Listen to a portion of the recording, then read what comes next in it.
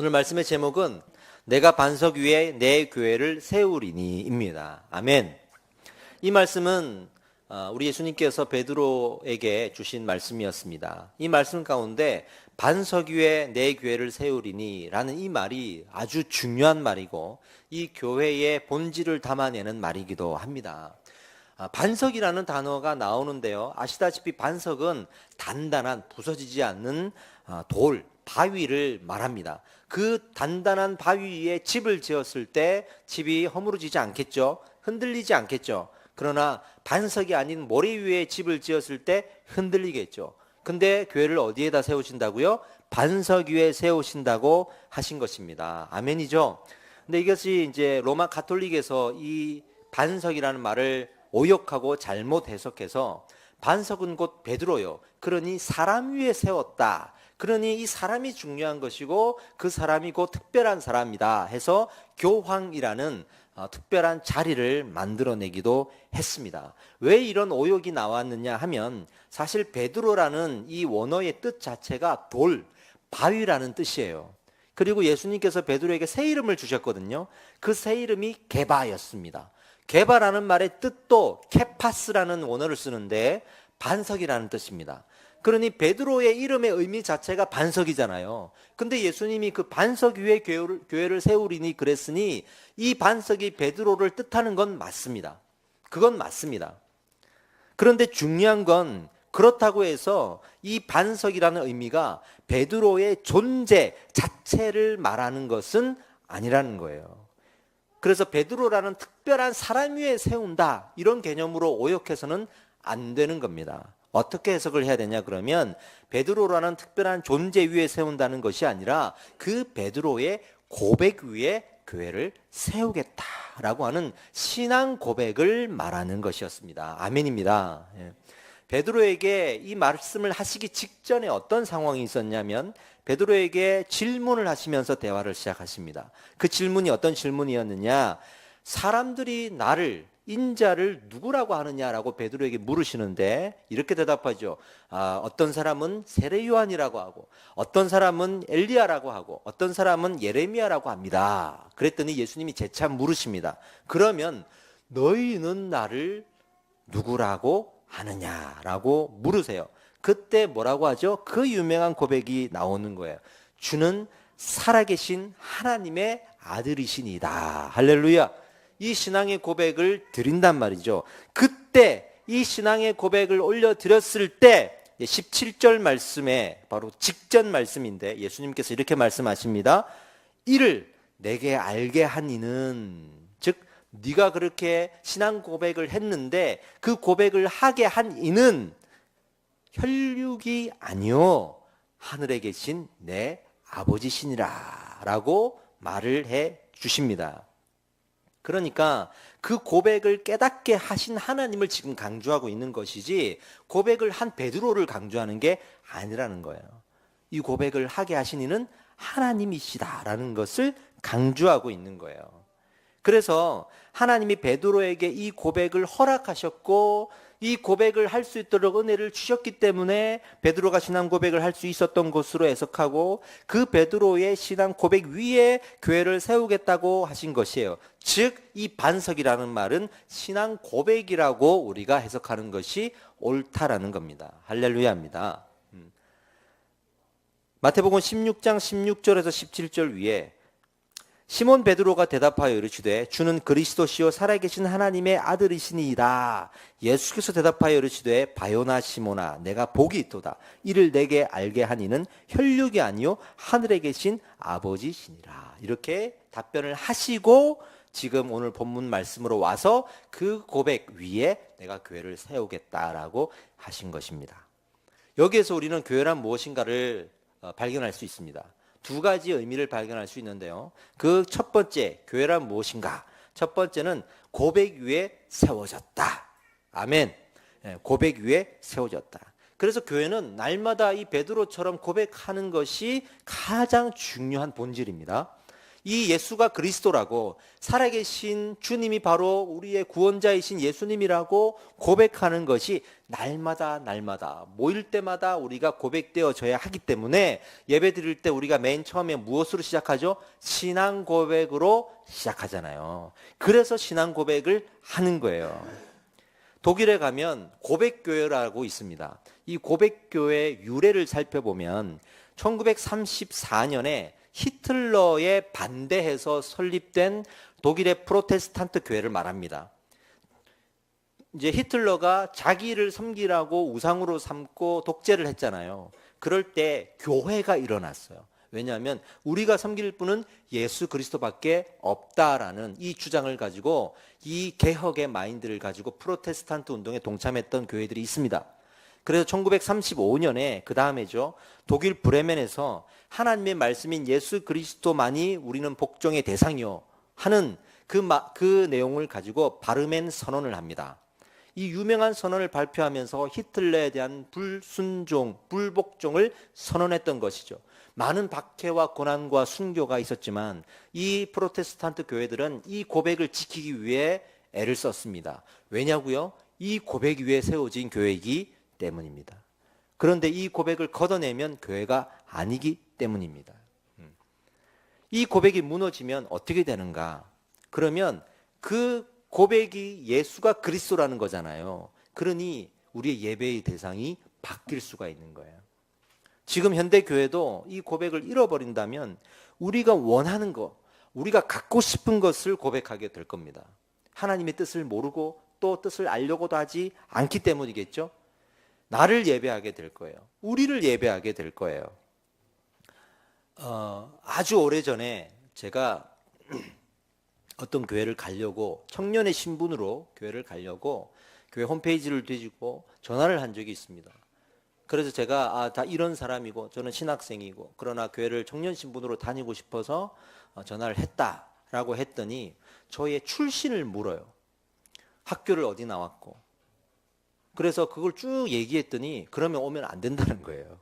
왜 그러냐 했더니 우리는 이런 공부하는 사람들이 모이고 이런 학벌을 가진 사람들이 모인다고 하면서 저한테 그 조건에 해당되지 않는다고 말했던 이 실화가 있습니다. 제가 경험했던 실화가. 그래서 거기는 교육자들도 다 에스카이 출신들이고 그런 교회들이 아직도 있다라는 것에 저는 큰 충격을 받았어요. 우리를 예배하게 되면 그렇게 될 수 있겠구나라는 생각을 했던 적이 있습니다. 이 바르멘 선언 이후에 많은 교회들은 이 고백을 다시 한번 소중하게 생각했던, 오히려 기회를 삼고 이 고백을 오히려 하나님 앞에 드리기 위해서 수많은 신앙 고백들을 만들어내고 선포할 수가 있었습니다. 우리가 우리를 고백하면요, 우리가 당신이 필요합니다 하면서 하나님을 이용하게 되고 하나님을 예배하기보다는 우리의 만족을 위해서 예배할 수 있는 그런 공동체가 될 수 있어요. 이거는 사회 공동체예요. 사회 공동체예요. 베드로의 고백은요, 예수님의 십자가의 은혜를 경험하지 않고서는 절대로 고백할 수 없는 내용입니다. 우리 확신반에서 제가 강조해 드렸죠. 우리가 고백하는 이 일들은 예수 안 믿는 사람 고백 못해요. 예수 안 믿는 사람이 어떻게 예수님이 나의 구주라고 고백합니까? 이거는 신비의 고백이에요. 있을 수가 없는 고백이에요. 어떤 눈에 뭐가 보여서 고백할 수도 있고 느껴져서 고백할 수도 있고 환상을 보고 뭐가 들렸다 그러고 체험이 있고 그래서 고백할 수도 있지만 사실 대부분의 사람들은 보이지 않아도 들리지 않아도 느껴지지 않아도 내가 그냥 믿음이 생겨서 고백하는 거거든요. 내가 믿음이 생겨서 고백하는 거거든요. 그 고백이 바로 하나님 주신 고백이라는 것을 믿으시기 바랍니다. 그러니까 초신자가 처음 교회 왔을 때 성경 어디를 읽어야 됩니까? 라고 물어보면 복음서를 읽으라고 해야죠. 왜? 사복음서에 예수님의 십자가의 사건이 등장하기 때문에 복음서를 가장 먼저 읽어야 합니다. 그래서 우리 신앙은 십자가의 신앙을 뚫고 가지 않고서는 그 어떤 신앙도 존재할 수가 없어요. 그 고백을 하지 않고서는 그 다음 신앙을 이어나갈 수가 없습니다. 예수가 그리스도이심을 고백하지 않고서는 성도가 될 수가 없습니다. 내가 예수님을 못 박았구나. 할렐루야. 내가 예수를 못 박았구나. 이 고백이 없으면 예수님 발 앞에 우리가 엎드리지를 못해요. 자기 의와 자존심과 이런 걸 내려놓질 못해요. 그때 비로소 내가 이 고백을 올려드릴 때 어떤 내 마음의 상태가 되냐면 내가 법을 어겨서 죄인이가 아니라 믿음을 거부한 게 죄였구나. 믿지 않은 것이 죄구나. 라는 것을 뼈저리게 느끼면서 그 믿음의 고백을 올려드리게 되거든요. 그러니 이 고백은 인간의 만들어낸 의지적 고백이라기보다 하나님이 주신 고백인 것입니다. 할렐루야입니다. 이 고백을 하시기 바랍니다. 날마다 들으시기 바랍니다. 그리고 이 고백을 할 수 있게 해달라고 기도하시기 바랍니다. 우리가 건강한 교회라고 말할 때 어떤 교회를 말할 수 있을까요? 목사님이 유명하고 또 사람들이 많이 모이고 그런 교회이기 때문에 건강하다고 말할 수 있을까요? 나를 인정해주고 내 마음을 만족시켜주는 교회가 있어서 건강하다고 할 수 있을까요? 어떤 사람이 저에게 우리 교회 참 건강합니다. 어떤 게 건강합니까? 제가 축구를 좋아하는데 우리 교회가 축구를 참 잘합니다. 그걸로 건강하다고 표현할 수가 있을까요? 교회 사람들이 내 마음에 든다고 해서 건강하다고 생각할 수 있을까요? 인간적인 사랑이 많다고 해서 건강하다고 할 수 있을까요? 어떤 전문적인 사역과 일이 능하다고 해서 건강하다고 할 수 있을까요? 아닙니다. 교회의 건강함은 신앙 고백에 있습니다. 베드로의 고백을 하려고 얼마나 애를 쓰고 있는지, 모든 것이 이 고백을 기초로 하고 있는지, 모든 성도들이 이 고백을 해야 한다는 생각을 가지고 성도들에게 고백을 가르치고 있는지, 이것이 건강한 교회의 척도인 줄 믿습니다. 그래서 이 첫 번째, 고백 위에 세워졌다라는 거. 두 번째가 무엇이냐면, 교회란 무엇인가 두 번째, 이 고백을 가진 성도들의 모임이라는 거예요. 아멘입니다. 이 고백을 가진 성도들이 모였다라는 거예요. 그래서 교회는 건물이 아닙니다. 교회는 성도들이 모이는 모임입니다. 고린도전서 1장 12절에 고린도에 있는 하나님의 교회, 곧 그리스도 예수 안에서 거룩하여지고 성도라 부르심을 받은 자들과 또 각처에서 우리 주 곧 그들과 우리의 주 되신 예수 그리스도의 이름을 부르는 모든 자들에게라고 말하고 있거든요. 그러니까 고린도 교회를 말하면서 교회란 그렇게 예수를 구주라고 고백하는 사람들이 모인 곳이라고 정의를 내리고 있는 겁니다. 그러니 우리가 모여 있으면 이 모임이 교회인 줄 믿습니다. 그래서 우리가 이 교회뿐만 아니라 저기 이마트 앞에 가가지고 우리가 모여서 예배 드리면 거기가 교회예요. 거기가 교회예요. 우리가 저기 운동장 가서 뭐 있어도 거기가 교회예요. 그러나 어떤 고정된 장소가 필요하고 현실적인 이유가 필요하고 또 무형의 교회도 필요하지만 유형의 교회도 성경에서는 말하고 있기 때문에 우리가 그래도 장소를 정하고 예배를 드리는 거죠. 그러나 우리의 모임이 교회라는 이 본질적인 의미를 놓치면 안 될 줄 믿습니다. 왜 우리가 모여야 될까요? 왜 교회에 모여야 될까요? 그냥 나 혼자 인터넷으로 예배 드리고 설교 듣고, 안 그래도 훌륭한 목사님들, 저보다 훌륭한 목사님들 막 널렸잖아요. 뭐 저 같은 사람들 거기 끼울 수 있겠습니까? 그런데 굳이 와가지고 또 설교를 듣고 유튜브로 들으라 그러고 있으니 우리 왜 그렇게 해야 됩니까? 내가 이 고백을 들고 교회를 이루어 가기 위해서 모이는 겁니다. 교회를 원하셨기 때문입니다. 교회는 하나님의 나라의 모형입니다. 하나님의 나라의 모형이라서 모일 때마다 하나님의 나라를 이루어 가는 거예요. 그리고 모여서 그 고백을 하나님 앞에 들어야 하는 거예요. 성도가 하나님 나라를 이루어 가기 위해 하나님이 이 교회를 어떻게 하셨냐면 핏값을 주고 사셨습니다. 그렇게까지 하면서 우리를 모이라고 하셨습니다. 사도행전 20장 28절에 성령이 그들 가운데 여러분을 감독자로 삼고 하나님이 자기 피로 사신 교회를 보살피게 하셨느니라. 그러니까 성령이 여러분을, 즉 우리 중에 저같이 목사를 세우고 누군가 직분자를 세우면서 교회를 살피게 하신 이유는 그 핏값을 주고 교회를 사셨기 때문에 살피게 하셨다라는 거예요. 그렇게 이 모임은 하나님이 원하시고 값을 치르고 허락하신 모임이라는 거예요. 그래서 나 혼자 예배 드릴 때도 나름 은혜가 되지만 이 공동체에 임하는, 이 교회에 임하는 하나님의 특별한 은혜가 있다는 것을 믿으시기 바랍니다. 핏값을 주고 사셨다라는 말을 다른 말로 하면 보혈이라고 합니다. 예수님의 보혈, 주의 보혈 능력이 있도다, 주의 피 믿으오 할 때 그 보혈은 핏값을 주고 사셨다라는 거예요. 아멘이죠? 그래서 어떤 일이 벌어지냐고요? 음부의 권세가 교회를 이기지 못합니다. 사단과 어둠의 권세가 우리를 아무리 공격해도 이 교회는 절대로 무너지지 않습니다. 잠시 타락한 교회가 무너질지라도 교회가 무너지는 게 아니고 그거는 그 모임이 건강하지 못하고 타락했기 때문입니다. 하나님 반드시 온전한 교회들을 세우십니다. 반드시 세우십니다. 18절에 또 내가 내게 이르노니 너는 베드로라 내가 이 반석 위에 내 교회를 세우리니 그리고 음부의 권세가 이기지 못하리라. 교회는 절대로 실패하지 않습니다. 우리는 실패할 수 있어도 교회는 실패할 수가 없습니다. 우리는 실패하고 무너져도 하나님은 그 교회를 다시 세우십니다. 그래서 예루살렘 성전에서 예수님이 말씀하셨잖아요. 이 성전이 그렇게 소중하게 생각하고 이 성전에서 예배하는 것들에 목숨을 거는데 왜 나를 바라보지 않느냐. 내가 이 성전을 허물리라 하셨잖아요. 허물고 다시 세우리라 하셨잖아요. 그렇게 우리의 모임 중에 드려지는 고백이 그 예수님의 핏값을 주고 사셨기 때문에 건물은 무너져도 하나님의 교회인 모임은 흩어지지 않습니다. 교회가 그럼에도 불구하고 고난을 받는 이유가 무엇일까요? 그것은 완전한 하나님의 나라가 아니기 때문입니다. 우리는 완전할 수가 없기 때문입니다. 모형이라는 말은 본을 떴다라는 말이지 똑같다는 말은 아니잖아요. 부족한 게 있어요. 그러니까 교회 안에 다툼도 있고 고난도 있고 안 맞는 것도 있고 상처도 있고 그럴 수 있습니다. 그러나 그런 고난과 고통은 있을지라도 반드시 교회는 일어납니다. 쓰러지지 않습니다. 왜냐하면 그 고백을 가진 성도들을 하나님 보내주시기 때문입니다. 예? 고백이 있는 교회는 절대 쓰러지지 않습니다. 절대 쓰러지지 않습니다. 오랜 교회의 역사에 수많은 고난이 있었거든요. 그러나 결국 이겨냈습니다. 무엇으로 이겨냈습니까? 라고 물어보면 단호하게 말할 수 있습니다. 고백. 믿음의 고백으로 이겨냈습니다. 총과 칼과 탄창으로 이겨낸 것이 아니라 믿음의 고백으로 교회는 이겨냈습니다. 우리가 말씀으로 양육을 받아야 되는 이유가 바로 또 거기에 있죠. 이 고백을 배우는 거예요. 그래서 내가 교회가 되고 그리스도의 몸이 되어 가는 거예요.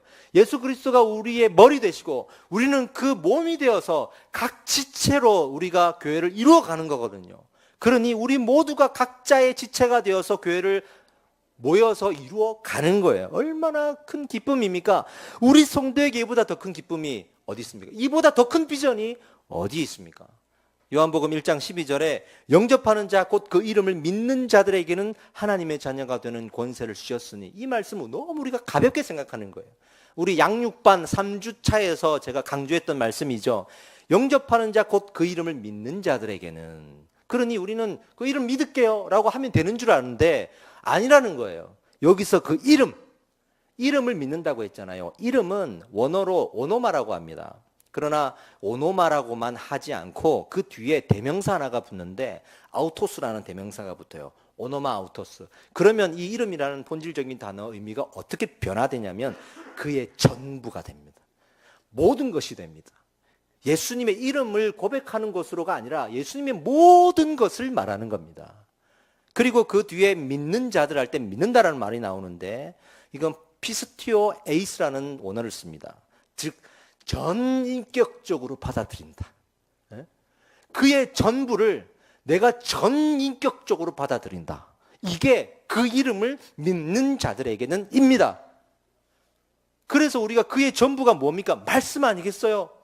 그러니 그 말씀을 우리가 배우면서 한마디 고백을 하더라도 전능하신 하나님이라고 고백하면서도 그 단어의 의미를 알고 그 전부를 받아들일 수가 있는 거죠.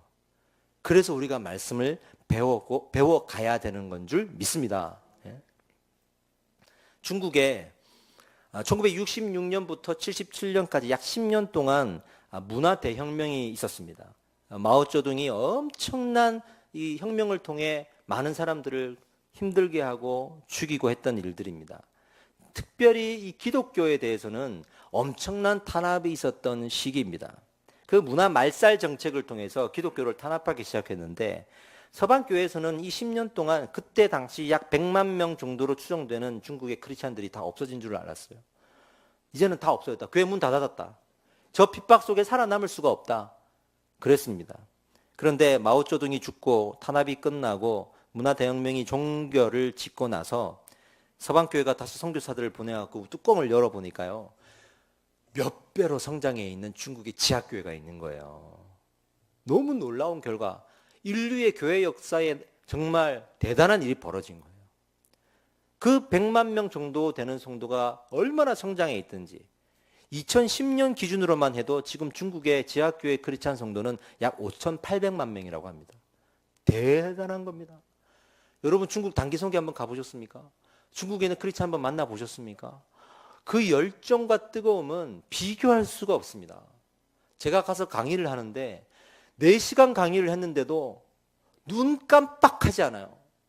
자세 하나 틀리지 않고 하루 종일 듣고 들어도 더 들려달라고 하는 그 열정에 제가 아주 지쳐가지고 이런 사람들이 있나라는 생각이 들더라고요. 그 뜨거움을 가지고 성경이 닳도록 선교사들이 가가지고 공항에서 성경책 빼앗기지 않으려고 수단 방법 가리지 않고 이걸 들고 들어가는데 그 성경책을 나눠줄 때마다 부둥켜 안고 얼마나 울고 불고 얼마나 기뻐하는지, 그들이 가진 성경에 다 닳고 달아서 얼마나 성경을 읽었던지, 그런 걸 보면 이 중국의 지하교회는 정말 이 신앙 고백 위에 세워진 교회로서 가장 저는 아름다운 교회라고 생각을 합니다. 지금 북한에 있는 교회도 마찬가지일 줄 믿습니다. 우리가 이 교회에 대한 무지가 스스로 병들게 만드는 거거든요. 교회를 모르는 거죠. 고백은 있는데 교회를 모르는 거죠. 이 고백이 만나서 하나의 모임이 되고 공동체가 되고 함께 올려드려지는 이 고백에 대한 중요성들을 우리가 모르는 거죠.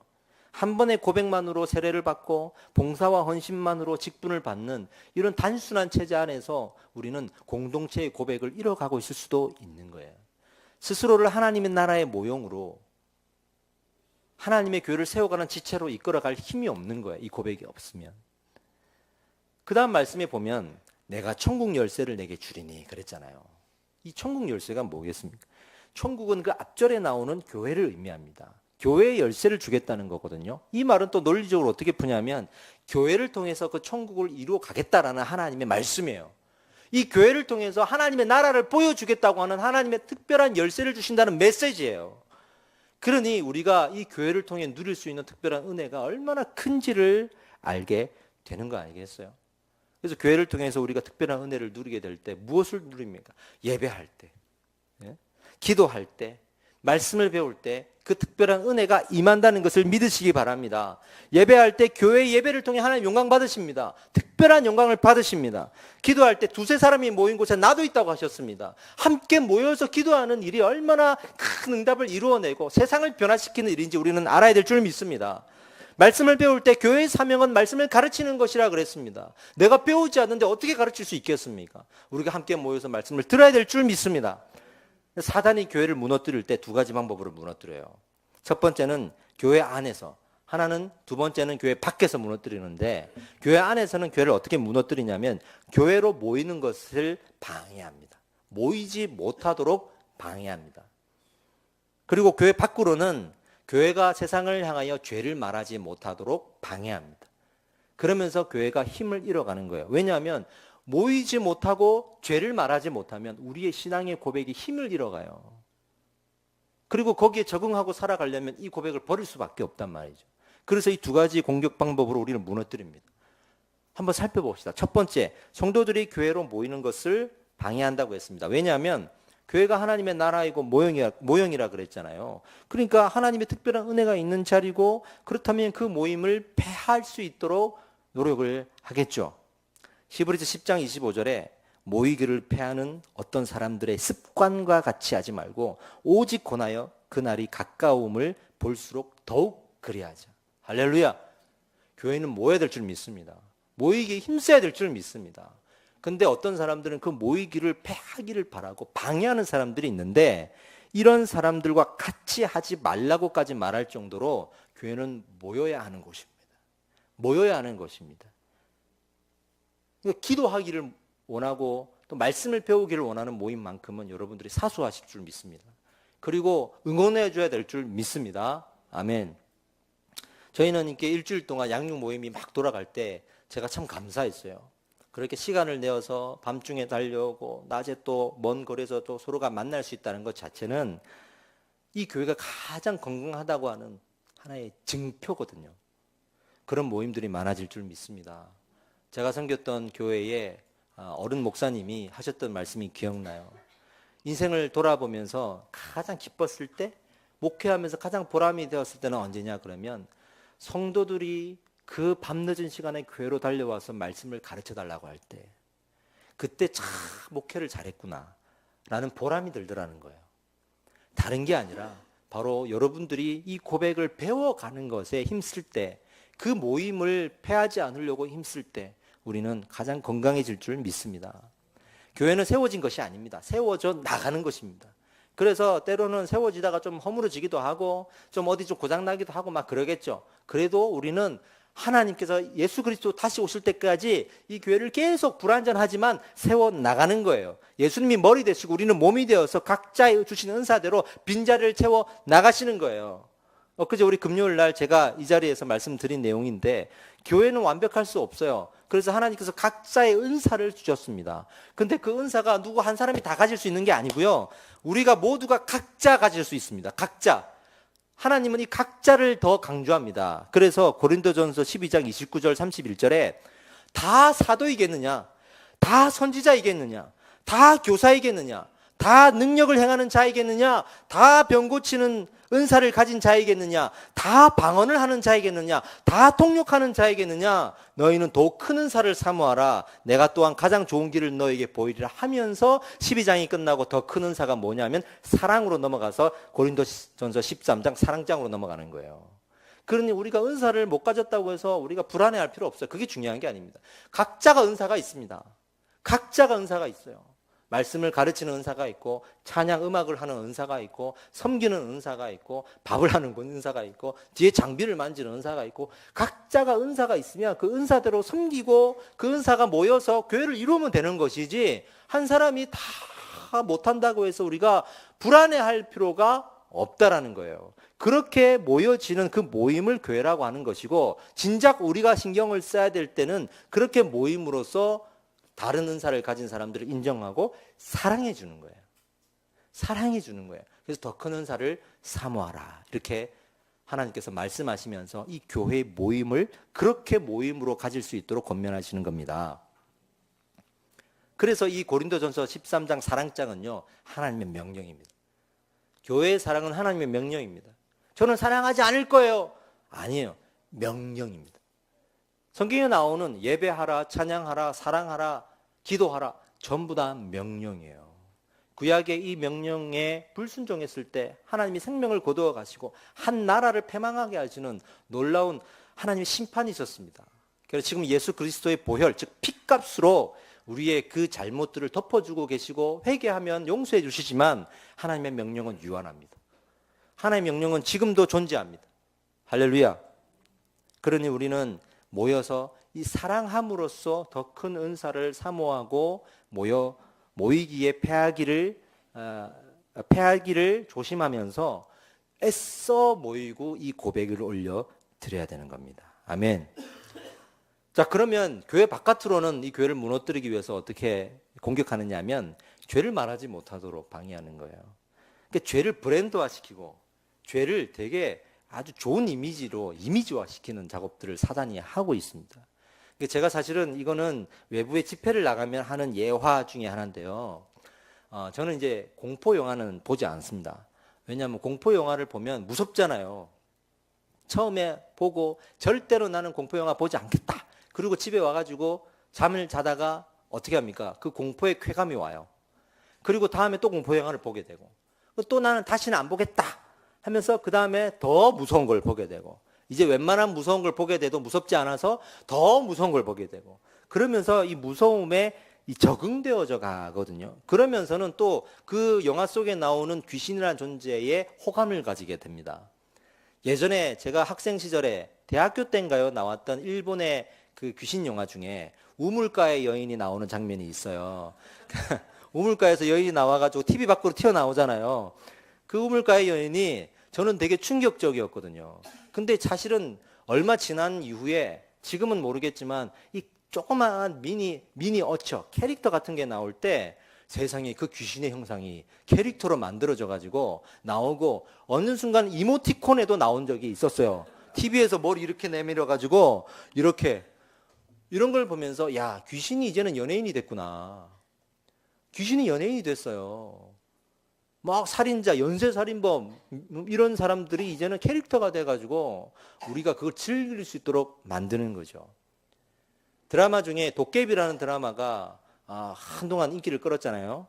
그래서 그 도깨비라는 영화가 있다는 이야기를 저희가 사역팀의 간사들한테 듣고 제가 화가 났습니다. 내가 공포영화 보지 말라 그랬고 귀신 나오는 거 보지 말라 그랬는데 그 도깨비 진짜 도깨비가 나온다는데 그걸 왜 보냐 그랬더니 우리 여자 간사들이 하는 말이 근데 그 도깨비가 공유예요 그러면서 자기들이 합리화시키더라고. 근데 그 도깨비라는 그 드라마를 제가 한번 보니까 멋있어요. 매력이 있어요. 그러면서 점점 도깨비라는 존재에 대해서도 호감을 가지잖아요. 그렇게 우리의 감각을 무디게 만들어 가서 우리가 귀신의 존재를 망각하게 만드는 거예요. 여러분, 귀신은요, 사람이 죽어서 되는 존재가 절대 아닙니다. 성경에 그런 말 나오지 않습니다. 성경은 귀신은 사단이 부리는 영입니다. 아멘입니다. 그러면 이 부리는 영에 대해서 우리 믿는 자는 어떤 권세가 있냐면 예수의 이름으로 물리칠 수 있음을 믿으시기 바랍니다. 무서워해야 될 존재가 아니에요. 예수의 이름으로 물리치고 떠나보내고 우리는 담대하게 귀신 앞에 서야 되고 우리 앞에 귀신이 역사하지 못합니다. 믿는 자에게 귀신이 역사하지 못합니다. 저도 어릴 때 이 김해 고향에서 지낼 때 상당히 굿을 많이 했습니다. 김해가 금강가야의 수도이기 때문에 불교의 아주 중심지입니다. 매번 이렇게 이렇게 그 토속 문화들이 많아가지고 토속 신앙이 많아가지고 굿을 하는 건 대반사였습니다. 저희가 집에 이제 전세를 나왔는데 그 전셋집에 아이가 놀러 갔다가 죽었어요. 그랬더니 그 부모가 전셋집에 굿을 불러가지고 무당을 불러가지고 매일 무당을 했던 적이 있습니다. 그만큼 굿이 많았던 시대입니다. 제가 어떤 산에 개구리 잡으러 갔다가 어떤 굿을 하는데 제가 지나가니까 호기심에서 이렇게 보니까 굿하는 사람이 저한테 그래요. 여기 누가 교회 다니는 사람이 있냐고. 제가 접니다라고 했더니 가라 그러더라고. 굿 안 된다고. 그때는 그게 뭔지 몰랐죠. 근데 그런 경험들이 옛날에는 많이 있었어요. 실제로 귀신은 존재합니다. 그러나 절대로 연예인이 아니고 우리가 무서워해야 될 존재가 아니라는 거예요. 우리가 담대하게 예수의 이름으로 물리치고 예수의 이름으로 담대하게 이거 나을 줄 믿습니다. 근데 사단은 그렇게 하지 않고 무서워하게 만드는 거예요. 친구처럼 나중에 이 이미지를 만드는 거예요. 그래서 귀신을 향해서 우리가 어떤 죄의 개념으로 말하지 못하게 만드는 거죠. 또 하나가 있는데 제가 이번 주에 이제 가는 지역이 산호제 그리고 라스베가스지 않습니까? 그 라스베가스를 제가 약 3년 전에 이 팀과 같이 가서 사역을 하고 돌아온 곳이에요. 근데 다시 가는 거예요. 근데 갔을 때 너무 놀라운 일을 겪었던 것은 라스베가스는 도박의 도시잖아요. 공항에서 내리자마자 거기에 로비에 보통은 면세점들이 널려 있는데 이 도박할 수 있는 빠찡코가 엄청 널려 있습니다. 그 공항에서부터 끝이 보이지 않도록 빠찡코가 있습니다. 그리고 공항을 나가가지고 이제 목사님께서 밥을 사신다고 호텔로 데려가셨는데 그 호텔 로비 엄청 넓거든요. 세상에 전부 다 도박 기계예요. 빠찡코, 룰렛, 또 포카 뭐 이런 것들이 널려 있습니다. 정말 저 끝이 보이지 않도록 그 로비에 널려 있고 그 끝에서 오픈되어져 있는 식당에서 밥을 먹는 거예요. 근데 그게 거기는 문화예요. 동네 슈퍼 가도 우리는 뭐가 있습니까? 뽑기 있잖아요. 인형 뽑기 있잖아요. 거기는 동네 슈퍼 가면 빠찡코가 있습니다. 어딜 가나 빠찡코예요. 숙소에 가도 로비에 빠찡코가 있어요. 그래서 이 도박이 그냥 일반화돼 있어요. 그래서 그 도박하러 간 사람들 이제 좀 궁금했는데 다행히 그 한인 교회 집사님들이 다 직업이 이 도박장에서 이 딜러를 하는 거예요. 왜냐하면 직업을 가질 수가 없어요. 거기서는 이 유학 온 학생들은 다 호텔리어로 일을 하고 그러니까 주일 예배를 못 지킬 때가 거기는 많아요. 영적 전쟁이 아주 심합니다. 근데 그 딜러이신 집사님들이 얘기하는 이야기를 들어보니 밖에 있는 그 룰렛이나 빠찡코나 이거는 도박도 아니래요. 그거는 그냥 놀러 온 사람들이 취미 삼아 경험 삼아 해주는 거고 현지에서도 어르신들이 와가지고 그냥 놀이객감으로 하는 거예요. 실제로는 그 안에 들어가야 돼. 그 안에는 뭐가 있습니까? 그랬더니 거기는 입장할 때 이 칩을 어느 정도까지 바꿔가지고 들어가야 된대요. VIP실에는. 얼마를 받고 들어가야 됩니까? 그러니까 2억을 받고 들어가야 돼요. 그럼 가서 뭐 합니까? 그랬더니 홀짝 게임 한대요. 홀 그러면 따고 짝 그러면 읽고 그런 홀짝 게임을 하는데 그게 박하라는 거예요. 그러니 그렇게 도박장에서 돈을 많이 쓰는 사람들이 어마어마하다는 거예요. 그러니 라스베가스의 그 호텔들이 돈을 얼마나 보겠습니까? 그 좋고 넓은 주차장이 다 무료고요. 밤마다 레이저쇼, 분수쇼 하는데 한 번 할 때마다 뭐 1억, 2억씩 들어간다는데 매일매일 합니다. 그만큼 돈을 많이 번다는 거죠. 근데 느꼈어요. 죄를 문화로 만들어버리니까 죄를 죄라고 말하지 못하는 거예요. 죄를 죄라고 말하지 못하는 거예요. 그러니 거기 있는 한인교회들과 또 믿음 있는 청년들이 거기에서 이건 죄입니다라고 해야 되는데 그 누구도 그 말을 못하는 거예요. 거기에서는. 심지어는 자기들이 직업을 가져도 거기서 일을 해야 되는 거예요. 그래서 우리를 가이드했던 어떤 청년인데 부부예요. 신혼부부인데 이 자매가 호텔리어로 일을 하다가 그만뒀다는 거예요. 왜 그러냐니까 내가 도저히 예배를 드릴 수가 없어서 내 영이 메말라가서 그만뒀다 해. 대안이 있습니까? 대안이 없다는 거예요. 그거 아니면 먹고 살 수가 없는 거예요. 그러니 이러지도 못하고 저러지도 못하고 그만두고 기도는 하지만 또 한편으로는 힘들고 그런 영적 전쟁이 거기 수도 없이 많습니다. 그러니 모여가지고 예배할 때 나름 갈망을 가지지만 그 패배감과 실패감들이 많은 거죠. 그 청년들을 이번에 다시 만나러 가요. 거기 웨이브라는 청년 연합 모임이 있는데 그 모임의 청년들을 만나러 이번에 가는 겁니다. 사실은 2년 전부터 와달라고 했는데 그때는 제가 어디 팀에 매여 있는 상태고 가지를 못했고 개척했다는 소리를 듣고 연락이 왔고 그 담당자가 한국에 왔을 때 또 만났습니다. 그랬더니 역시나 상황은 변하지는 않았는데 근데 좀 외부적인 도움이 필요한 거예요. 좀 오셔서 좀 회복할 수 있도록 말씀을 전해 주십시오라고 부탁을 받아서 제가 그때 올 초에 가기로 약속을 했던 겁니다. 여러분 기도해 주십시오. 기도해 주십시오. 이렇게 사단이 이 교회를 무너뜨리기 위해서 공격을 할 때 우리는 무엇을 어떻게 해야 될 것 같습니까? 그럼에도 불구하고 고백, 할렐루야. 이 신앙의 고백을 올려드려야 될 줄 믿습니다. 그래서 제가 가서 어떤 말씀을 선포하겠어요? 이 고백을 회복하도록 선포하겠죠. 이 고백을 찾으라고 선포하겠죠. 이 말씀의 선포 안에 그 한인교회가 회복으로 열매를 맺게 될 줄 믿습니다.